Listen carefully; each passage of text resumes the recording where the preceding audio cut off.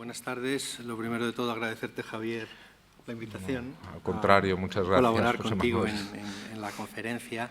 Y en segundo lugar, pues pedirles disculpas si va a ser todo un poco rápido, porque queremos contar muchas cosas entre los dos y bueno, vamos a tratar de sintetizar o al menos explicar las ideas principales que nos guían. La parte que yo voy a tratar va a tratar una pequeña historia y sobre todo va a hablar un poco de lo que es una intención por parte del Museo del Prado. La adquisición de los cuadernos de Martín Rico, que vemos en esta imagen cuando todavía estaban en propiedad de la nieta del pintor, es una de las adquisiciones más importantes que ha realizado el Departamento de Dibujos. Y es importante no solo por la cantidad y la calidad de las obras que fueron adquiridas, sino porque de alguna manera supone una salvaguarda patrimonial. Voy a explicarles un poco a qué me refiero cuando digo salvaguarda patrimonial. El Museo del Prado en los últimos años ha realizado una política de adquisición de cuadernos. En la medida que los cuadernos es un material efímero, en el sentido de que se presta a ser desencuadernado y a ser dispersado. Y en el momento en que esa obra se dispersa, pierde gran parte de su sentido. Desde hace años, como digo, el museo ha ido adquiriendo obras, así lo tratamos de explicar en la exposición que hicimos hace unos años de No solo Goya, en el que dedicamos toda una sección a los cuadernos de dibujo, a la adquisición de cuadernos de dibujo, cuadernos que van desde el siglo XVI hasta algunos de ellos siglo XX, como son los últimos cuadernos de Martín Rico. Y es que nos preocupamos especialmente porque, desgraciadamente, estábamos viendo como de forma frecuente en el mercado aparecían hojas sueltas que pertenecían a cuadernos de los que éramos conscientes que habían estado íntegros hasta el momento de su venta.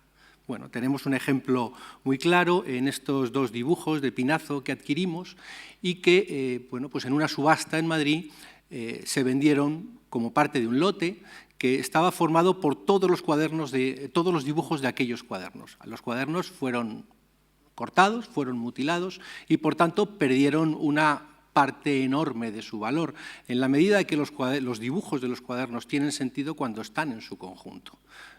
Estábamos viendo esta mañana, José Luis nos explicaba este biombo, entre comillas, formado por un montón de pequeñas hojalatas. Bueno, pues si hubiera alguien tenido la desgraciada idea de separarlas y venderlas sueltas, pues bueno, habrían tenido valor unitario como obras, pero desde luego habrían perdido todo el sentido con el que fueron creadas. Bueno, pues casi lo mismo podríamos decir que ocurre con los cuadernos de dibujo. Los cuadernos o los dibujos que forman parte de los cuadernos tienen sentido cuando están integrados en las páginas de ese cuaderno. En el momento en que son arrancadas, pueden tener un cierto valor, pero desde luego pierden en gran medida el sentido con el que fueron creados como hojas sucesivas o como parte de un álbum. Ahora explicaremos un poco la diferencia entre cuaderno y álbum, que forman esas páginas que se pueden ir pasando y que formaban de alguna manera la memoria visual del artista. Afortunadamente, pues pudimos resarcirnos un poco de la decepción que supuso aquella fragmentación de Pinazo con la adquisición de dos cuadernos, muy poquito tiempo después. Dos cuadernos que pudimos adquirir íntegros con su encuadernación original, como vemos aquí, con su cinta para poder cerrarlos y que de alguna manera nos permite ver cuáles eran las intenciones del artista cuando en esas páginas del cuaderno, pues variando el sentido de las hojas, dependiendo de sus intereses, pues podía ir haciendo esas anotaciones.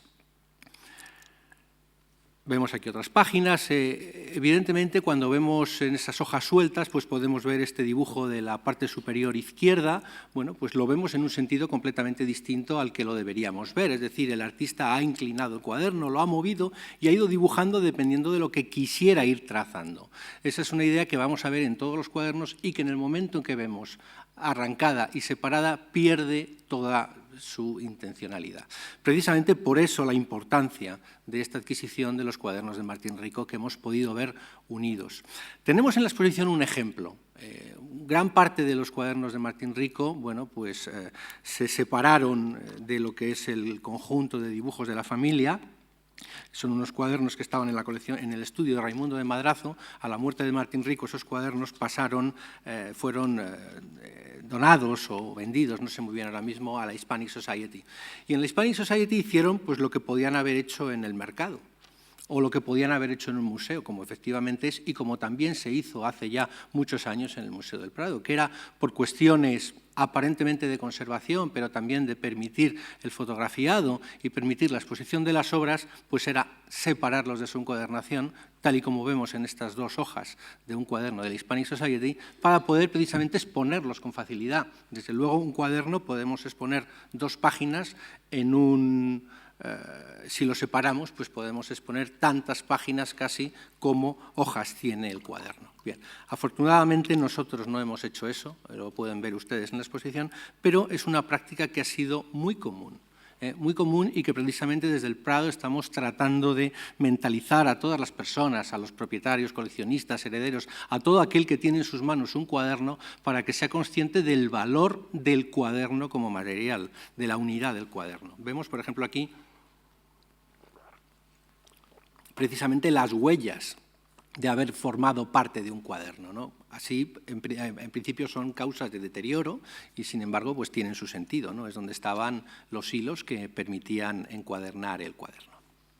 Digo que fue, por tanto, una extraordinaria suerte, en gran medida, pero muy trabajada por parte del Departamento del siglo XIX, hacernos con la posibilidad de adquirir toda esta colección que su nieta pues, tenía perfectamente conservados. Es decir, muchas veces nos damos cuenta cómo las obras de arte pasan a la posteridad en la medida que los propietarios son conscientes del valor que tienen, ¿no? Y no solo del valor económico que tienen, sino del valor material que tienen. Aquí vemos esos 40 cuadernos que tenía perfectamente etiquetados, perfectamente guardados, de acuerdo con los criterios de un coleccionista particular, ya veremos cuáles son los de un museo, pero que permitían manipularlos con el menor riesgo para esas obras. Esta fotografía, como anécdota, fue realizada pues el día que se fue en una misión casi por parte del Museo del Prado a París, pues para ver todos los cuadernos y negociar esa adquisición. Pero no solamente el Museo del Prado ha adquirido estos cuadernos de Martín Rico en estos años. Aquí tenemos, por ejemplo, un cuaderno de Aes, que fue adquirido también hace pocos años, y que precisamente tiene el atractivo de mostrarnos la encuadernación original, es decir, en qué dibujaba un artista, por qué seleccionaba un tipo de cuaderno u otro. Bueno, todo este tipo de cosas que veremos ahora cuando hablemos un poquito más en profundidad de los cuadernos de Martín Rico, nos permite ver que, en este caso, Aes eligió un cuaderno encuadernado de forma lujosa, con un gofrado, con una indicación que dice álbum, aunque en el fondo es un cuaderno, y en el que, bueno, no sé si se ve muy bien, pero en el que, bueno, pues en todas las páginas derechas fue realizando dibujos en un sentido o en otro. Y esto es muy importante tenerlo en cuenta, ¿eh? Cuando vemos la exposición abajo, ese núcleo central de la exposición en el que están todos los cuadernos, vemos que están colocados pues unas veces en horizontal, otras en vertical, bueno, en función de cómo trazó el artista en las páginas, cómo algunas veces empezaba en un punto y se iba desplazando hacia otro. Es decir, todos estos datos que tenemos cuando tenemos íntegro el cuaderno, bueno, nos permiten valorar muchísimo más el dibujo. Muy recientemente, apenas hace unos meses, el museo también adquirió otro cuaderno, aunque en este caso quizás podríamos utilizar el término álbum, y aquí vamos a hablar un poco de cuestiones terminológicas. Hablamos de cuaderno cuando el objeto, el libro encuadernado, se dibuja directamente sobre esas páginas, y hablamos de álbum cuando en el fondo es un libro facticio, en el sentido de que se han ido pegando dibujos a esas páginas pues para conformar una colección de dibujos, de fotografías o de estampas. Ya veremos. En este caso es un álbum de Luis Vermel, un artista catalán que trabajaba a mediados del siglo, sobre todo realizando miniaturas. Y aquí es donde tenemos el extraordinario valor de este tipo de materiales.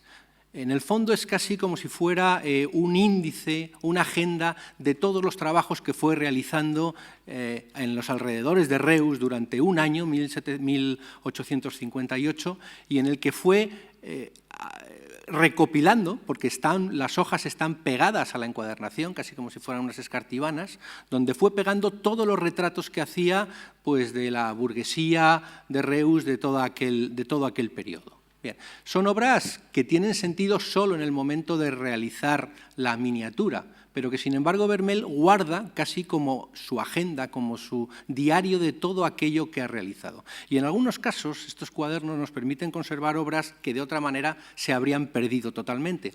Si vemos en la fotografía derecha, en la parte superior y abajo reproducida en la parte inferior, nos encontramos con un calco, es decir, es un calco del retrato que realizó y que solamente tiene una función procesual durante el momento de realización de la miniatura. En la mayor parte de los casos estos calcos se pierden y solamente se han conservado porque han estado pegados, adheridos a estos álbumes, a estos cuadernos. De ahí el extraordinario valor que tienen estas obras.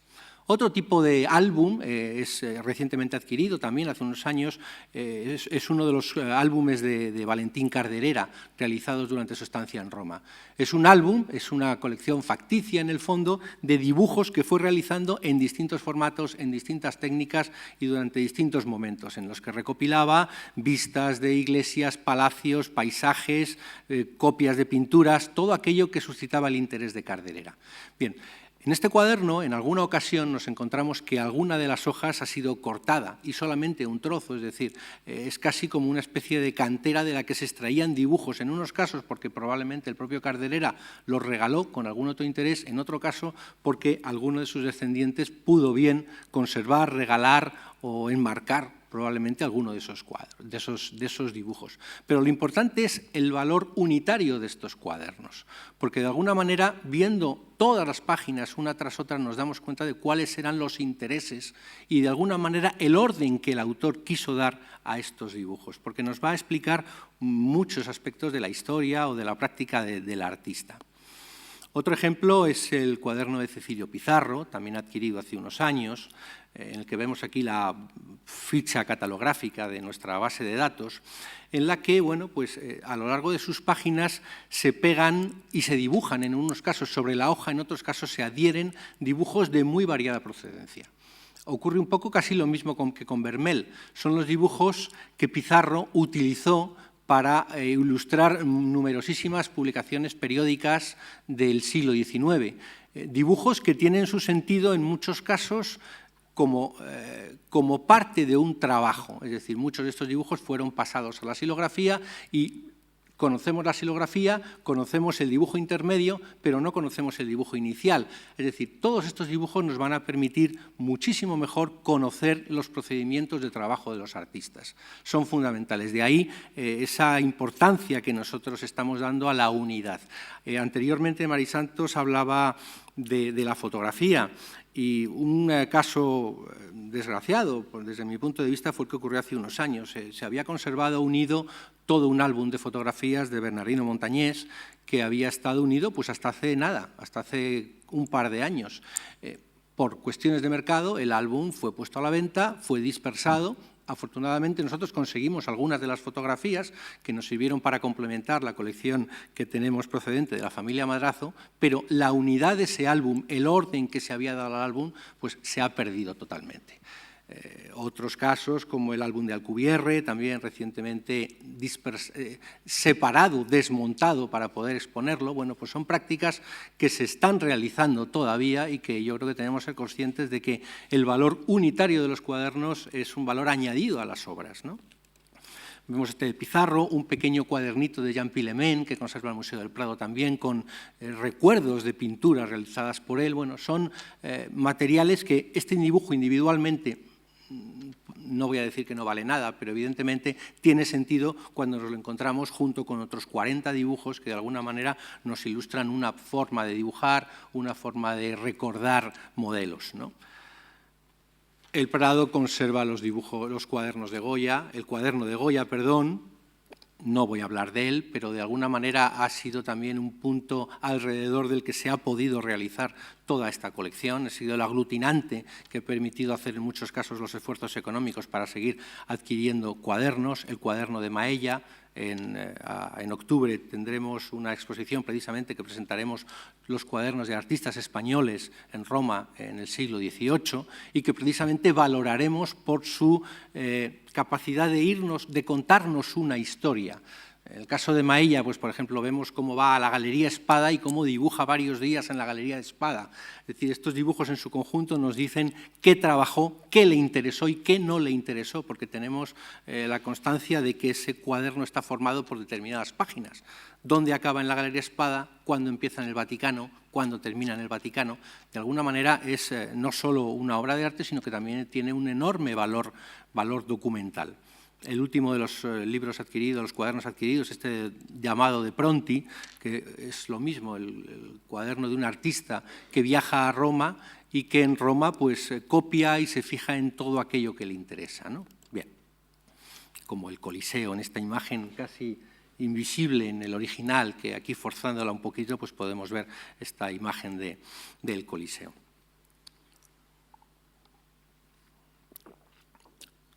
Cuando hablaba de los álbumes, nos encontramos, por ejemplo, con un álbum que hay aquí en el museo, que muestra ejercicios académicos de copia de modelos con vestiduras, ¿no?, para el estudio de paños. Bien, en este cuaderno, por ejemplo, que conservamos íntegramente en el museo, sin embargo, en los dorsos de los dibujos había en todas ellas otros dibujos pegados.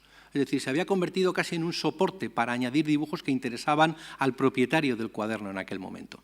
De todas esas páginas del cuaderno solamente conservamos una, el dorso de este dibujo, en el que vemos los dibujos que había pegados. Es decir, muchas veces el cuaderno con dibujos es el soporte para otros dibujos, es casi un instrumento para poder guardar y conservar mejor las obras. Estos dibujos arrancados, como digo, pues dejan de tener sentido. Tenemos una hoja suelta de otro cuaderno, como podemos apreciar por las marcas que aparecen en el lateral izquierdo, en el que precisamente ocurre eso. Hay un dibujo y encima de ese dibujo se pega otro dibujo. Bueno, si hubiéramos tenido la totalidad de esos dibujos, la totalidad de ese cuaderno, pues nos habría dado muchísimas pistas, probablemente sobre su autor o sobre los intereses artísticos en determinado momento. Bueno, nos ayudan a explicar cosas. Unidos nos ayudan a explicar, separados, desde luego, nos dicen, en algunos casos, bastantes pocas cosas. Pero nos vamos a centrar rapidísimamente en Martín Rico, que, como ya se ha explicado, bueno, está presente en los 40 cuadernos en la exposición, forman casi, podemos decir, un hilo conductor cronológico de toda la exposición, desde los primeros años hasta los últimos cuadernos, y, desde luego, que a la hora de exponerlos, pues siempre nos ofrecen una dificultad, porque tenemos que ponerlos solamente abiertos por una página. Bueno, por dos páginas, el recto y el verso de la otra. Pero, desde luego, tiene sentido cuando podemos verlo como objeto y, sobre todo, cuando pensamos que esos cuadernos pues son como esta libreta que uno llevaba en el bolsillo. Desde luego, la hoja suelta, bueno, pierde mucho valor. ¿Qué nos dice la unidad del cuaderno cuando lo tenemos íntegramente? Bueno, pues veíamos antes una encuadernación de AES, aquí vemos esta encuadernación de uno de los cuadernos de Rico, y nos dice que unas veces utilizaba cuadernos caros, cuadernos lujosos, podríamos decir, y sin embargo otras eran cuadernos muy efímeros o muy baratos. En este caso nos encontramos casi con uno de los ejemplos más destacados, con un gofrado en piel, con un cierre con herraje. Es decir, de alguna manera la voluntad del artista de adquirir un cuaderno caro nos está hablando de una voluntad de preservación y de un valor que va a dar al interior de ese contenido, ¿no? En otros casos son los cuadernos la mayoría de los cuadernos son cuadernos de tela que muestran precisamente, bueno, pues la fundita que tenían para guardar el lapicero, ¿no?, en la parte superior. Bueno, todo eso nos da detalles, nos habla un poco del uso, de cómo fueron llevados, ¿no? Uno con encuadernación de holandesa, con tapas, ¿no? Pues vemos claramente igual esa misma funda para llevar el lapicerito, ¿no? De hecho, la mayor parte de ellos están realizados a lápiz, luego hablaremos algo de la técnica y la pluma también. Pero es que además, si conservamos esta encuadernación, bueno, pues nos da pistas para saber la datación de un cuaderno. En este caso vemos, por ejemplo, pues la etiqueta del lugar donde adquiere el cuaderno, en Bolonia. De alguna manera son pistas que nos van a ayudar a la datación. Muchas veces hablamos en papel de cómo datamos un dibujo y nos fijamos, bueno, pues en las filigranas, y las filigranas podemos relacionarlas con un periodo concreto de la producción papelera. Bueno, de alguna manera en estos cuadernos de dibujo, que raramente llevan filigranas, porque son de papel continuo y papel avitelado, sin embargo nos podemos encontrar en muchos casos con esas etiquetas que con paciencia también podemos documentar en qué periodos está activa esta fábrica o la tienda en la que se han vendido. Vemos, por ejemplo, otro tipo de cuaderno, un cuaderno de lo más sencillo que hay, casi que es una libreta, no es un cuaderno de dibujo, los anteriores son cuadernos de dibujo, esto es un cuaderno de apuntes. Y de hecho, muchas de las páginas están con inscripciones, con anotaciones, pero en muchas de las páginas también se intercalan dibujos, ¿no? Vamos viendo aquí lo mismo, la etiqueta que nos habla de un cuaderno veneciano, es decir, son datos que con una hoja suelta, como desgraciadamente muchas veces nos encontramos, no sabríamos absolutamente nada y que gracias a las encuadernaciones pues nos hablan además de que dibujaba constantemente, ¿no? El hecho de que en un cuadernito de notas escritas de repente nos encontremos estos dibujos, pues nos habla de la necesidad de un artista de dibujar, es decir, nos va a ofrecer nuevas perspectivas de investigación. Lo vemos en este otro, un cuaderno parisino, con sus cintas que se conservan afortunadamente en un estado maravilloso. ¿Qué podemos decir de los papeles? Antes acabo de mencionar que los papeles de los cuadernos de Martín Rico, salvo estas libretas de la última época que están realizadas en un papel cuadriculado y corriente, la mayor parte de ellos son cuadernos de dibujo realizados en papel avitelado, sin filigranas, papel continuo, ya de fabricación mecánica, pero que es interesante porque la calidad de ese papel va a ser utilizada precisamente como parte del dibujo. Siempre decimos que en los dibujos no solo está lo que está dibujado, sino que está también lo que está sugerido. Y en este caso, pues Martín Rico no tiene necesidad ni de sugerir el aire ni de sugerir la laguna de Venecia, porque están pintadas, están dibujadas en el papel, en el propio blanco del papel. Bueno, de alguna manera el artista Martín Rico en este o en otros cuadernos juegan con el blanco del papel, juegan con la disposición y en este caso juegan con el formato del cuaderno.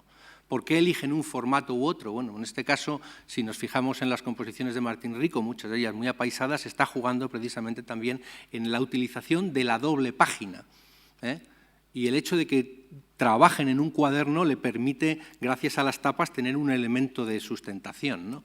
En algunas ocasiones nos vamos a dar cuenta cómo en los cuadernos los extremos siempre tienen menos nitidez en muchos de los dibujos de los cuadernos. Y precisamente lo podemos comprobar cualquiera de nosotros, es decir, a medida que nos aproximamos al borde del cuaderno podemos ejercer menos presión para dibujar. Y de alguna manera en los cuadernos nos vamos a encontrar muchas veces con esta característica, ¿no?, de ir perdiendo nitidez en los laterales del cuaderno, de la página, y mucho más centrado en los interiores, ¿no? Casi todos los cuadernos, como digo, y ustedes pueden ver en la exposición, están realizados a lápiz en su integridad y en algunos empezamos a encontrarnos alguna combinación. Por ejemplo, en uno de esos cuadernitos que hemos visto antes vemos un apunte a lápiz realizado a la izquierda y un apunte a pluma realizado a la derecha. También el desorden que muchas veces aparece en los cuadernos nos habla de esa utilidad, ¿no?, de algo que tiene un fin utilitario, pero no exactamente un fin como obra de arte en sí mismo, sino que se va utilizando a medida que se va necesitando, ¿no? El formato lo vemos aquí muy claro. El cuaderno que vemos en la parte superior, que es uno de los más estrechos, está utilizado en gran parte para realizar apuntes con sentido muy vertical. Son apuntes como esta fuente, pináculos, columnas, es decir, monumentos que exigen un desarrollo vertical en su estructura. Y sin embargo, en otros casos, ese formato apaisado pues se utiliza precisamente para mostrar esas vistas panorámicas, utilizando las dos caras del cuaderno. ¿Por qué unas veces utiliza una cara u otra? Bueno, pues en función de lo que quiera representar. Hay cuadernos en los que solamente utiliza el lado derecho de la página. ¿Por qué? Porque está centrándose en un estudio que no requiere un desarrollo longitudinal o apaisado del dibujo. En otros casos podemos apreciar la intensidad del dibujo. Hay páginas que están utilizando lápices más grasos, lápices más blandos, apretando, marcando mucho más, mientras que otras veces, como el dibujo de la parte inferior, apenas es un apunte ligerísimo, ¿no? Parece casi en un día de niebla, ¿no? Bueno, pues el cómo está realizado el dibujo, desde luego va a aportar muchísima información de cómo trabajaba un artista, ¿no?, o cómo trabajaba Martín Rico. ¿Por qué unas veces apretaba? Pues porque necesitaba precisión, porque posteriormente utilizaba a lo mejor esos modelos como modelo para su pintura. Otras veces lo que estaba captando era una atmósfera, ¿no? Bueno, pues aquí lo vemos en este dibujo de la parte inferior. Como digo, la mayor parte están realizados a lápiz, porque el lápiz es lo fácil de utilizar, es decir, solamente había que ir sacando la mina, ¿no? No estamos hablando de lápices de madera, seguramente eran en portaminas, pero la pluma va a empezar a utilizarla también, sobre todo en los últimos cuadernos. Y la pluma exige ya llevar un pequeño tintero portátil, ¿no? Es un poquito más complejo dibujar a pluma. Por eso, la mayor parte de los cuadernos, de las vistas tomadas al natural, directamente se realizaban a lápiz. En algunos casos nos vamos a encontrar que artistas que dibujaban a lápiz en la calle, posteriormente retocaban sus dibujos a pluma. Aquí nos encontramos un dibujo a lápiz y debajo un dibujo a pluma ya realizado con esos pequeños tinteros portátiles que permitían no tener que llevar un gran aparataje, sino simplemente mojar esa puntita ya metálica que podía existir. Decíamos que la importancia de los cuadernos se manifiesta en la posibilidad de ir pasando una página tras otra. Pues, desgraciadamente, en la exposición no lo podemos hacer, pero, bueno, en un futuro espero que a través de la base de datos de la que hablaremos un poquito a continuación podamos hacerlo. Pero, de alguna manera, los cuadernos permiten ver cómo hay temas obsesivos en un artista. Bueno, hay muchísimos cuadernos de Martín Rico con gondoleros una vez y otra vez y otra vez y otra vez, perros, palomas. Bueno, Javier ahora os enseñará alguna imagen más, pero es casi una cosa obsesiva. ¿Por qué dibujar lo mismo durante 30 años, las mismas palomas, y son iguales las palomas? Bueno, es una forma de hacer mano, de hacer ejercicio, ¿no? Bueno, aquí tenemos una cosa anecdótica, ¿no? Que son estas ranas. Yo no recuerdo ahora mismo si hay algún cuadro con ranas, pero desde luego... Ilustraciones. Pero desde luego es algo que le interesa. ¿Y por qué le interesa copiar estas ranas, igual que perros o palomas o gatos? Porque de alguna manera es una forma de captar el movimiento, de ejercitar también la mano. El cuaderno es un ejercicio de memoria, pero es una forma de estar en contacto con esa realidad, ¿no? De colocarte enfrente y poder estar captando, ¿no? Poder ejercitar esa mano y que tu cerebro sea capaz de traducir en líneas lo que estás viendo con tu ojo. Bueno, pues aquí tenemos esa secuencia que, vuelvo a insistir, una página suelta no es más que una rana, un conjunto de páginas con estas ranas de alguna manera nos habla de el interés por captar la realidad, el interés por captar el movimiento, del mismo modo que lo podemos ver pues, en estos dibujos de gondoleros que vemos aquí, ¿no? En la parte derecha. Hay muchísimos, hay centenares. Estamos hablando que son 40 los álbumes de Martín Rico que han llegado al Museo del Prado y que vienen a ser en torno, creo que calculamos un día, en torno a 2.500 dibujos aproximadamente. Bueno, pues entre esos 2.500 yo me atrevería a decir casi que hay un centenar por lo menos con gondoleros, ¿no? No los hemos contabilizado, pero lo haremos algún día. Pero de alguna manera nos damos cuenta como hay veces que los dibujos son muy precisos, está tratando de reproducir algo que posteriormente va a utilizar en un lienzo y otras veces lo que hace simplemente es captar un contorno, una figura, un pose, un movimiento que va a utilizar también en sus dibujos.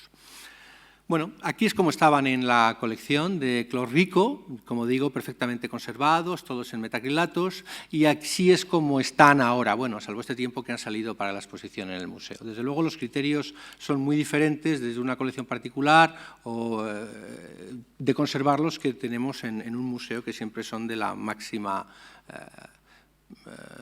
garantía para la conservación de las obras, ¿no? En los compactos del gabinete, todos guardados en cajas. Esta no es una caja de Martín Rico, pero es exactamente igual a las cajas de Martín Rico, en los que de 2 en 2, de 3 en 3, un poco en función de el tamaño del cuaderno y de especiales cuestiones de conservación, pues desde el Departamento de Restauración deciden cómo ha de realizarse. Cada cuaderno guardado en su pequeña bandeja para evitar manipularlo lo menos posible, siempre en horizontal, para evitar que la encuadernación pueda sufrir, porque muchas veces, y ustedes lo pueden ver en alguno de los cuadernos de la exposición, el hecho de mover un cuaderno, si yo ahora mismo lo abro así, pues desde luego está forzando los hilos de la encuadernación, mientras que, bueno, siempre tenemos... y sobre todo los restauradores, alguno está presente aquí, están con la obsesión de no hay que abrirlo más de 45 grados o de 90 grados, un poco dependiendo del cuaderno. Cada cuaderno te dice cómo hay que abrirlo. Es decir, nunca lo vamos a ver en plano, lo vamos a ver con este ángulo o lo vamos a ver pues, con estos atriles que se realizan. Es decir, los criterios de conservación son distintos, pero en el Museo del Prado ponemos especial empeño en que, bueno, pues que se conserven en su integridad, y la encuadernación, como digo, forma parte de esa integridad. Una breve referencia para el tema de la catalogación de los cuadernos. Bueno, catalogar una pintura es complejo, pero no deja de ser un registro. El problema es que cuando nos encontramos con un cuaderno de dibujo nos encontramos con que puede tener cientos de páginas y que cuando nosotros lo catalogamos tenemos que dejar constancia de todo lo que contiene y sobre todo hacerlo accesible. Por tanto, tenemos que hacer el cálculo justo de las páginas que están en blanco, las que no están en blanco, porque muchas veces intercaladas entre las de dibujos hay páginas en blanco. Y bueno, pues todavía no sabemos por qué, pero pues porque se le ha quedado pegado o porque la reservó para algo, pero el hecho de que esté en blanco nos puede dar en un momento determinado alguna pista para el estudio de esa obra. Bien, pues en las páginas, en las bases de datos que estamos desarrollando, precisamente queda constancia de cada una de las páginas que conforman un cuaderno. Todo tiene que quedar constancia. Y hay veces que, por ejemplo, aquí tenemos una página de Pizarro, una hoja tiene 3 dibujos diferentes, no son exactamente los mismos, es decir, el dibujo no ocupa una sola página, sino que hay 3 dibujos pegados o 3 dibujos distintos. Bueno, pues cada uno de esos dibujos ha de tener su registro, de manera que catalogar estos 40 cuadernos de Martín Rico no es catalogar 40 obras, sino que es catalogar 2.500 obras, que son las que forman parte de todos esos cuadernos. Y es una labor que, bueno, yo no le he dicho nada a Javier, pero debería dedicarle todavía algunos años, ¿no? Pensar en ir, bueno, se puede ir haciendo poco a poco, es una broma, pero simplemente era dejarles constancia de este trabajo que se realiza y de esta labor que yo creo que podemos decir que es de preservación también de un patrimonio efímero y de que muchas veces no hemos sido totalmente conscientes de su valor. Y ahora ya les dejo con Javier que continúe. Vamos a ver, los cuadernos, como han visto, suponen una fuente riquísima de información bajo todos los puntos de vista, no solo artístico, sino biográfico también, y vamos a ver cómo son un índice de los recorridos que hace Martín Rico por Europa, son un índice también muy útil para fechar. Martín Rico, como la mayoría de los paisajistas, por desgracia, no fecha nunca. Vamos a ver algunos distintos usos de los dibujos contenidos en los cuadernos. Fíjense aquí cómo este que está en la exposición procede de un álbum de estos que les decía José Manuel Matilla, que conserva la Hispanic Society, que ellos han desencuadernado, lo cual nos ha permitido el presentarlos independientemente. Son álbumes que son muy difíciles de restablecer o de rehacer. Estos de gran tamaño tienen como 40-45 centímetros, no coinciden exactamente las medidas. Yo creo que la Hispanic tiene, aparte de los 15 cuadernos que Duguay-Trappier catalogó, hay un conjunto de unas 60 obras de mayor tamaño que deben pertenecer a 2 álbumes. O sea, habría allí 17 cuadernos que, más los 40 del Prado, más uno en colección particular, conforman un conjunto de 58 cuadernos que es verdaderamente notabilísimo. Yo creo que solo de Ignacio Pinazo posiblemente se conserven más entre los artistas españoles del siglo XIX. Dado el menosprecio que había del papel, contar con un artista que se hayan conservado tal cantidad de cuadernos de dibujos es verdaderamente interesante y es un mundo de información que Claude Ricot lleva muchos años tratando de identificar. Ya corresponden la mayor parte de las identificaciones que hay hechas, pero todavía quedan bastantes por hacer y verdaderamente todo eso supone un esfuerzo en el cual pues, hay que continuar efectivamente en ello. Aquí ven, yo voy a mostrarles solo algunos de los usos, como les decía, ven cómo están reunidos dos de ellos, uno el boceto de la localidad de Burdigny, en donde pinta su paisaje suizo, su primer envío de pensionado, y otro un estudio de este mismo lugar, de esta capilla, para el lugar central, es decir, boceto y estudio concreto. Pero fíjense cómo en alguno de los cuadernos vemos algo que nos mueve a reflexión. Un boceto de una acuarela. La acuarela la pinta del natural, eso lo sabemos a ciencia cierta. ¿Para qué quiere, pues, el boceto? ¿Para qué quiere un estudio independiente?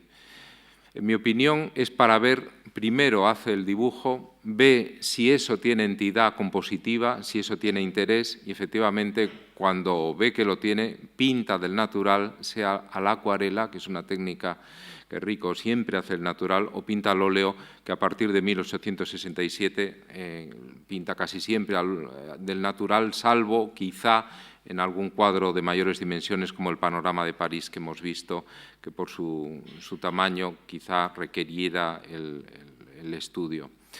Es un caso muy particular. Fíjense cómo es la trasera, la parte trasera del Alcázar, la parte que da a las Huertas del Retiro, pero cómo están los distintos elementos, más o menos los pueden ver alineados verticalmente. Buena parte de ellos están. El cenador, como ven aquí, el cenador del León de Carlos V, el Alcázar, y lo que no hay son figuras que el pintor agrega, lo mismo que los burros, pero los restantes elementos prácticamente están todos en ellos.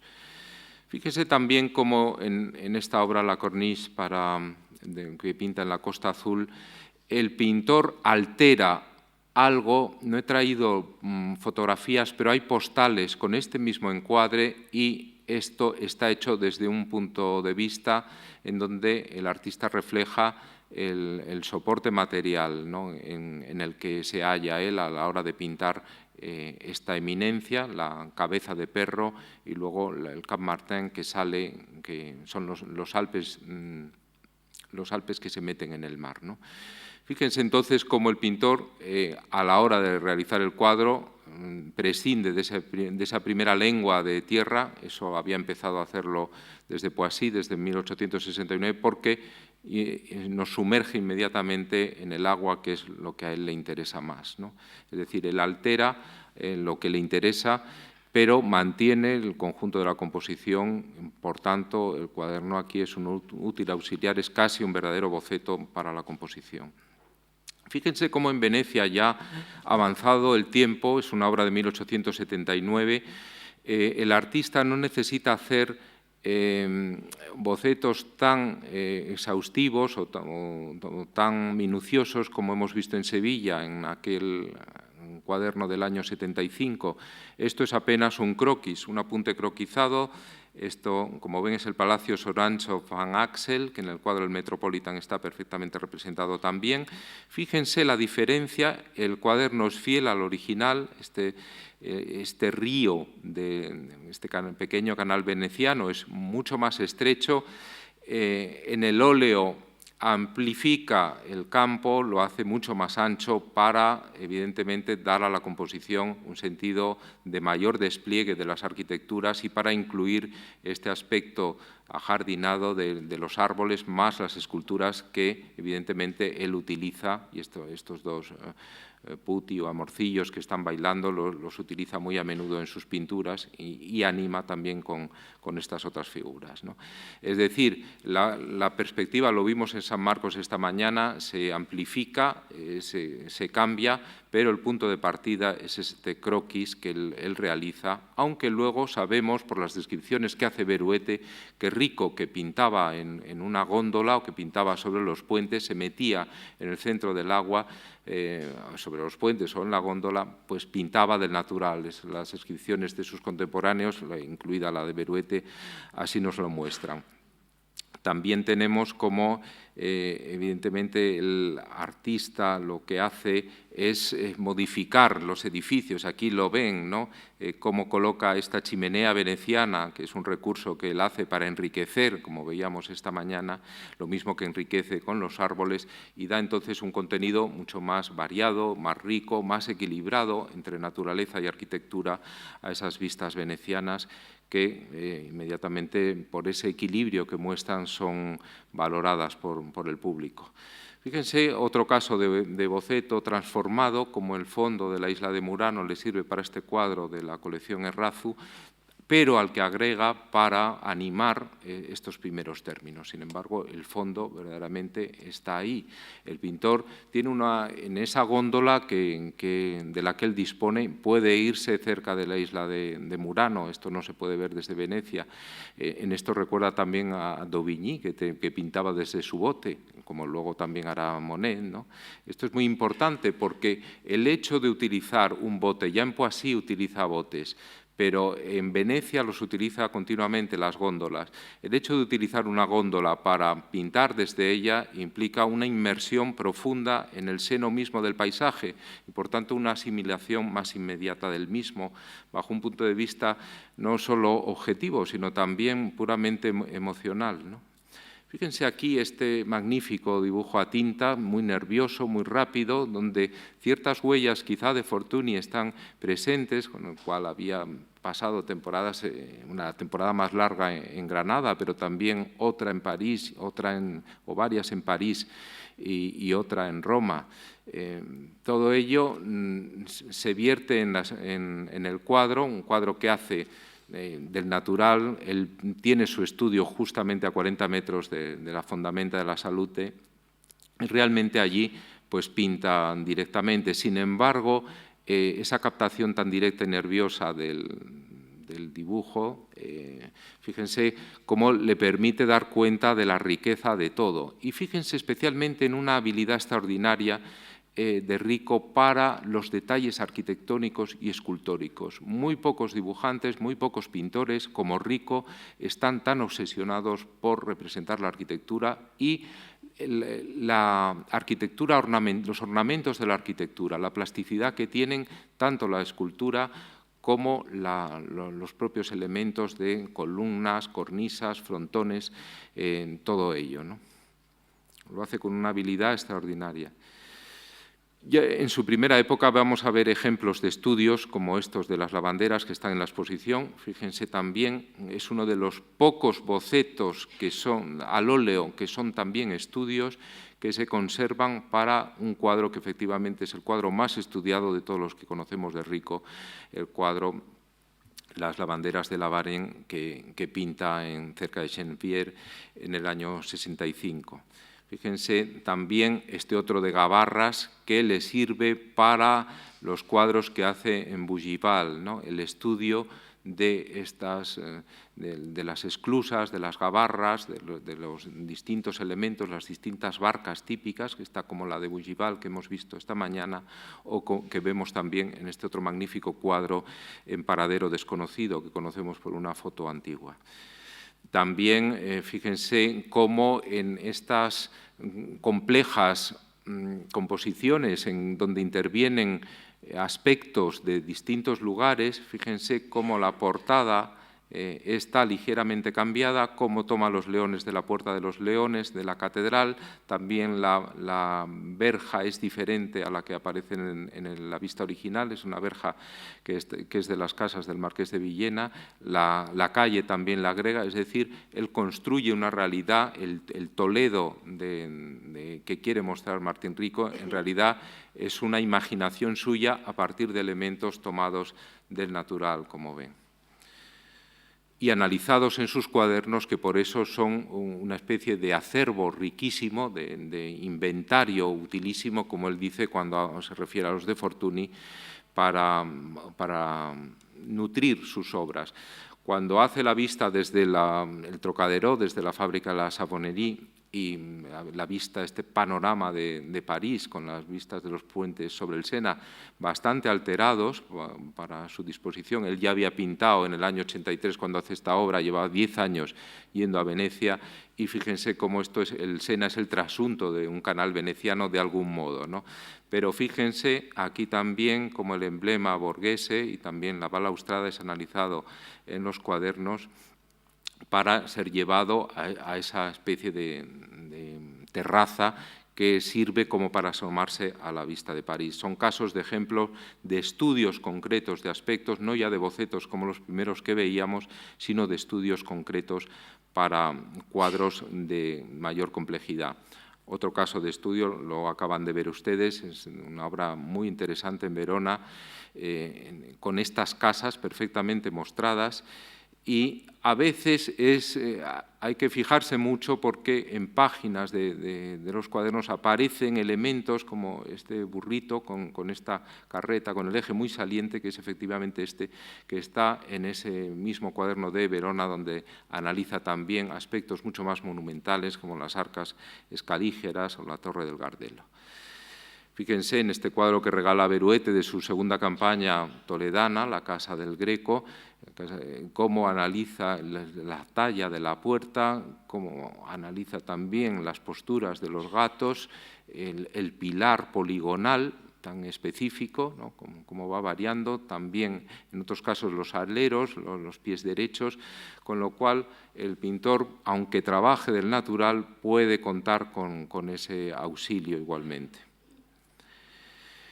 Se conservaban, como les dije antes, se conservan pocos dibujos a tinta que fueron muy valorados por sus contemporáneos. Se conservan como aproximadamente unos 7 o 8 en paraderos conocidos.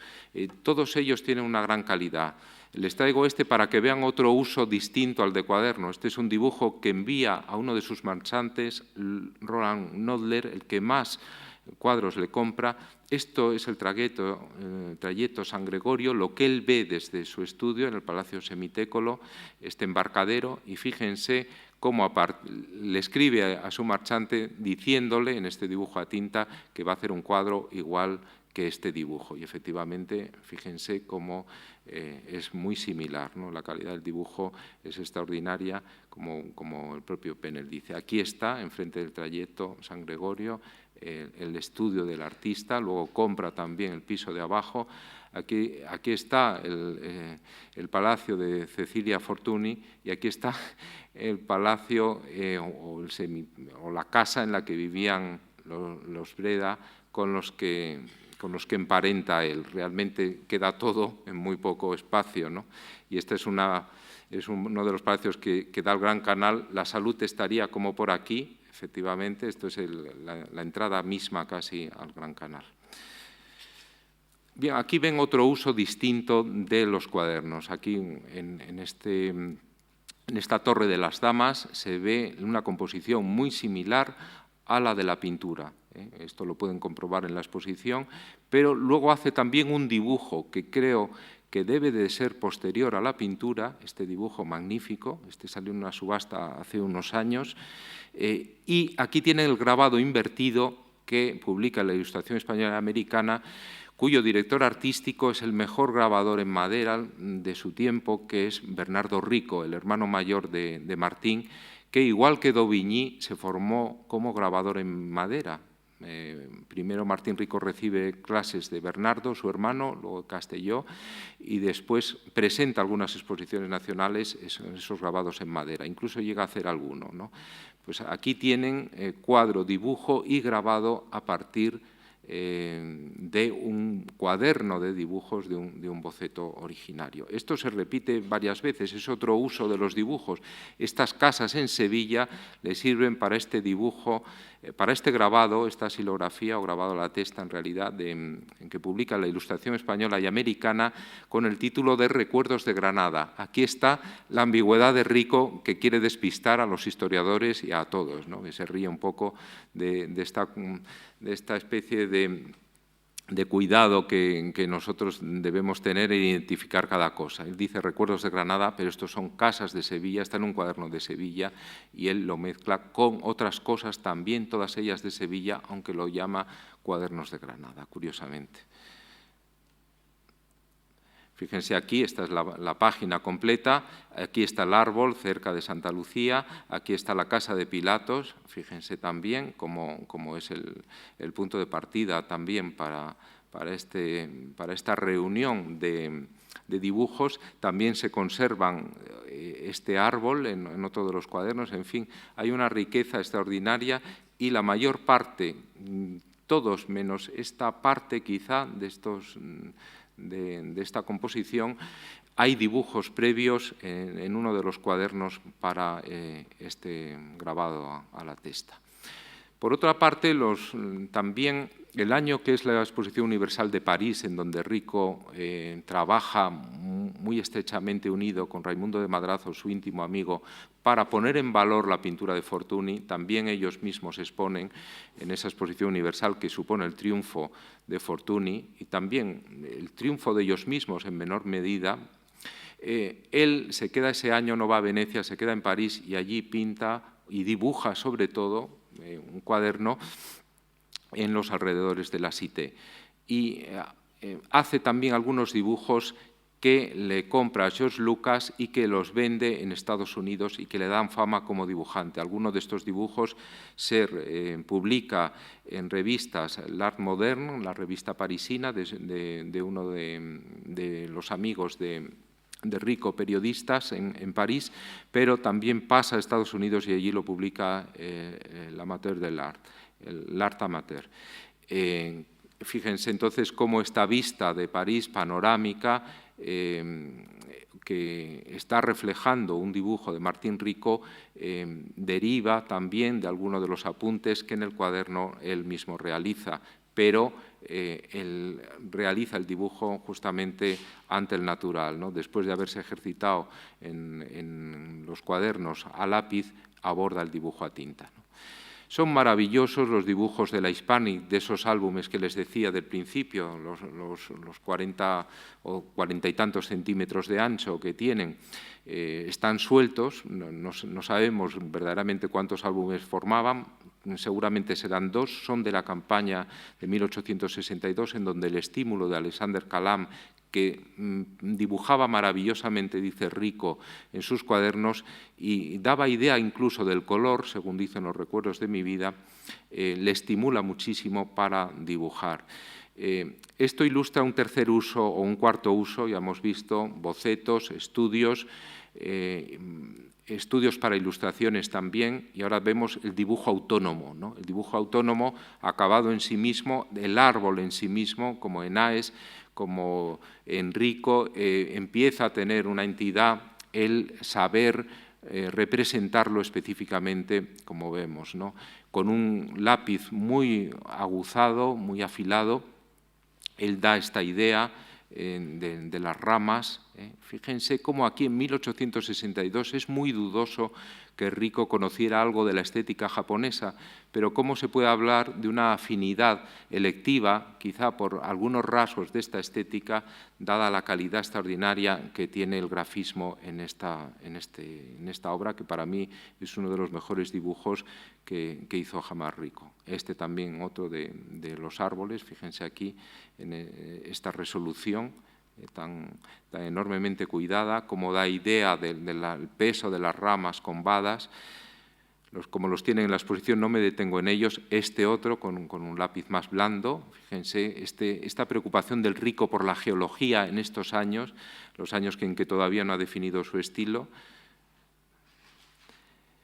y cómo pinta primero en los alrededores, en las orillas del Marne, en la parte más campesina cercana a París, luego en Bougival, esto realmente es en Londres, en 1862, es muy interesante las riberas del Támesis, es lo único que hace, no pinta cuando va a Londres. Allí es curioso porque hace también estudios de artistas, especialmente Turner, que le influye muchísimo en ese viaje a Londres, pero las obras más originales son estas riberas del Támesis que ven. O también estos estudios de Cloix, donde pinta las lavanderas del año 72, o estas granjas. Son todos ellos dibujos autónomos, como estos barrancos del Tajo, en donde anota que es la mitad de la composición, falta la mitad, dice, lo deja así, pero evidentemente eso es una pista también. O en Fuenterrabía, fíjense, esto es de una campaña del año 79, después de haber pintado en el 72 el cuadro de la desembocadura del Bidasoa, y seguramente antes de haber pintado, o al mismo tiempo de haber pintado que compró, esta otra versión diferente que compró William Merry Chase, un pintor norteamericano muy amigo de Rico. Y fíjense con qué delicadeza, no llega a ser un croquis, pero esa elegancia del artista para con muy pocos trazos dar idea perfecta de toda la composición se ve magníficamente ahí. Bien, aquí reúne, otro uso de los cuadernos es los mulos de la diligencia que le llevan a Santiago el año jubilar de 1887 con Daniel Urrabieta Vierge y que anticipan los de Regoyos en su viaje a la España Negra con las altanas de Venecia en un cuaderno utilizado el mismo año, pero en lugares muy diferentes. O también esta vista de, seguramente esto es boceto para un cuadro que desconocemos, aunque en el fondo es Cap Martin, pero verdaderamente esto tiene toda la traza de ser un boceto y para un cuadro muy bien estudiadas todos los aspectos en su volumen de las rocas y de los matojos del primer término. O Florencia, la Torre de Santa Croce, la Ribera del Arno, también en otro uso diferente, 2 páginas muy distintas sin buscar una composición unitaria, como habíamos visto en los ejemplos anteriores, que muestran que tiene un sentido de verdadera utilidad. En cambio aquí, en Tívoli, fíjense cómo está mostrado todo el paisaje de la ciudad con todas sus pendientes. Este que ya han visto es cómo utiliza el dibujo de silueta con lápiz blando para una obra que está relacionada con el gusto en 1900 por las puestas de sol que le piden los marchantes. Rico había rehusado hacer puestas de sol, quizá hastiado de todas las que le corrigió Villamil poniéndole efectos en sus dibujos, y empieza a hacer puestas de sol muy tardíamente, y esto es con toda probabilidad un dibujo preparatorio para una de esas puestas que le compró el marchante Julius M. Fíjense también cómo en los años finales de su vida, hacia 1900, también recae, que es el momento en del que son esas fotografías de gente, de pescadores, de vendedores, recae quizá por influjo de sus amigos íntimos en Venecia, especialmente Van Hanen, que es un pintor holandés de género. Él intenta salirse de ese vedutismo colocando mayor número de figuras y introduciendo en los cuadros aspectos de la vida cotidiana, los pescadores, los vendedores. Eso no aflora mucho en la exposición porque son cuadros ya muy tardíos de esa época de las fotografías, pero en los dibujos sí que aflora, como ven. También tenemos estudios de tipos en los cuadernos, es otro uso, los tipos abulenses, como ven aquí en uno de sus primeros cuadernos del año 67-68, con usos de la puerta muy característicos, como en Fortuny en ese momento y como el propio Rico después en Toledo. Esto se ve en vertical y es una ventana de esquina de un palacio renacentista abulense. También el perfil de Louise Priet, su novia entonces, en uno de los cuadernos del 67, seguramente Pissarro pintando en ese mismo cuaderno, en Chenevier, un poco antes, en el año 65. Este personaje que es desconocido, no sabemos quién es, pero que está en el Escorial en el año 71 seguramente, 70 o 71, pintando del natural, como ven, como haría el propio Rico, o dibujando, mejor dicho, del natural. Y los tipos a los que se refería José Manuel Matilla hace poco, los tipos gondoleros. Él, cuando llega a Venecia, le dedica un primer cuaderno a los monumentos venecianos y un segundo cuaderno a analizar las góndolas, los movimientos de los remeros, porque eso no lo ha visto nunca y le fascina, y eso lo quiere plasmar en sus obras, como de hecho hace. Fíjese también las barcas, no solo góndolas, sino toda clase de embarcaciones, como ven, con los remos, están analizados en ese segundo cuaderno. El primero es más monumental. O el cuaderno, el único que dedica a personas, a figuras, a su esposa, la jovencísima Sofía, con la que se casa aquí en el momento de dar a luz, y su hija Isabel, en 1901 está pintado. Fíjense cómo capta ese cuidado maternal, probablemente le esté dando el pecho y está pensando en la mujer, es todo maternidad, esa efusión maternal está magníficamente captada en este cuaderno dedicado a su hija Isabel, ¿no? Piensen que él tenía 68 años cuando nace su única y primera hija. En el cuaderno final, a tinta, los tipos proliferan, estos tipos venecianos, que a veces de haraganes, que a veces pinta tumbados o de obreros descansando. En esa época final, ya les digo, él intenta cambiar, introduciendo mayor número de figuras que en los cuadros iniciales de Venecia. Fíjense también cómo las esculturas le interesan extraordinariamente, estas de la Piazzetta dei Leoni, que él va a transportar a distintos cuadros utilizándolas por doquier, o los ángulos magníficos del Palacio de los Dux, como ven ahí en el primer cuaderno de Venecia, o este de la trasera del Palazzo Dario con las escaleras y esta tarja que se ve ahí, que utiliza al menos en 6 cuadros, que uno de ellos acaba de salir recientemente en el comercio madrileño. O esta fuente de la Alcachofa en Madrid, perfectamente mostrada en todo su volumen arquitectónico y escultórico, apenas unos pocos trazos. Las velas, que trabaja en Venecia una y otra vez. Las nasas de pesca, fíjense cómo flotan, ese estudio de las nasas a la deriva, lo capta magníficamente, al mismo tiempo las carretillas, los útiles de trabajo. Nada escapa a su mirada atenta, las altanas, a veces sin objeto alguno, vemos que no en los cuadros, sino que simplemente son expresiones de su atención al natural independiente, como la cantidad de ocasiones en las que pinta patos en los años 60 o en los que pinta estas aves en el Escorial en el 70, o incluso los marabúes que el propio Fortuny va a pintar en sus obras, probablemente sea hasta el mismo marabú, o estas obras atenten, los burros. Los niños se burlan a veces de él porque le llaman pintor de burros, y entonces ya decide no volver a España y se queda en Venecia, donde disfruta de mayor comprensión su pintura, pero efectivamente a él le fascinan los burros, los introduce una y otra vez en Toledo, en Sevilla, en Verona hemos visto también. Los perros, los gatos, magníficamente, tienen un gato doméstico y fíjense, le dedica un cuaderno a algunos de ellos con estos dibujos a tinta de gran calidad. Y cierro ya para dar paso a la última conferencia que va a dedicar Lucía Martínez Valverde con una receta de barnices que ella seguramente les explicará, es decir, con ese uso diferente ya, no solo pinta figuras animales, sino que también recoge fórmulas de barniz, recoge apuntes. Los últimos cuadernos son también un resumen para los recuerdos de mi vida, recoge máximas de Goethe, de otros artistas, de otros escritores también. Es decir, los cuadernos son una especie de vademecum completo, es un mundo en miniatura que con los 2.500 dibujos que había, y a pesar del esfuerzo de Claude Ricot, todavía exigirán muchísimo más trabajo. Muchas gracias.